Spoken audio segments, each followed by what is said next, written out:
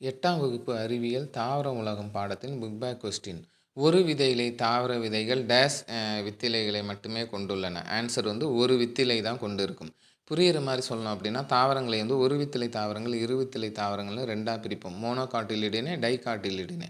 ஒரு வித்திலை தாவர விதைகளை பார்த்தீங்கன்னா 2ஆக பிளக்க முடியாது. ஃபார் எக்ஸாம்பிள் நெல் இருக்குல்ல, அதை நீங்கள் 2ஆ பிளக்க முடியாது.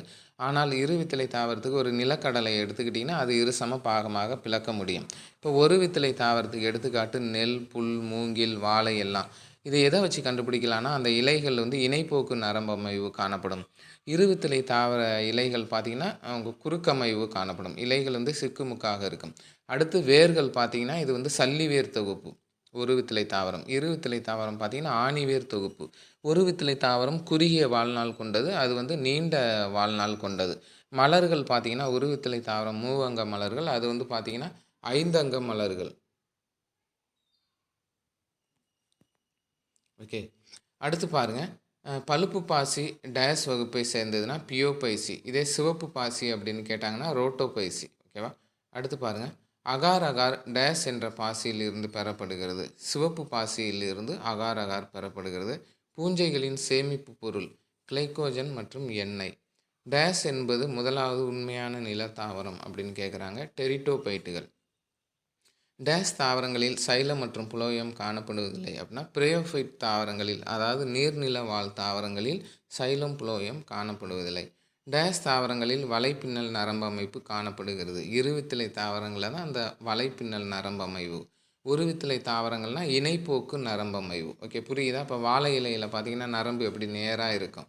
ஆனால் ஒரு மா இலை, வேப்ப இலை எடுத்து பார்த்தீங்கன்னா அதில் நரம்புகள் வந்து உங்களுக்கு எப்படி இருக்கணும், வலைப்பின்னல் அமைப்பில் காணப்படும்.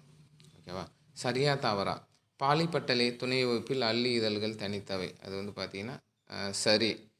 இருசொற்பெயர் 2க்கு மேற்பட்ட சொற்களை கொண்டிருக்கும். இது வந்து தவறு. இருசொற்பெயர் 2 சொற்களை கொண்டிருக்கும். ஃபஸ்ட்டு பேரின பெயர், அடுத்து பார்த்தீங்கன்னா சிற்றின பெயர். செயற்கை முறை வகைப்பாடானது தாவரத்தின் ஒரு சில புறத்தோற்ற பண்புகளை அடிப்படையாக கொண்டது. உண்மைதான். செயற்கை முறை பார்த்திங்கன்னா புறத்தோற்றத்தை அடிப்படையாக கொண்டது. இதை கேட்டிருக்காங்க. பூஞ்சைகளின் செல் சுவர் கைட்டினால் ஆனது. பூஞ்சைகளின் செல் சுவர் வந்து கைட்டின் என்னும் பொருளால் ஆனது.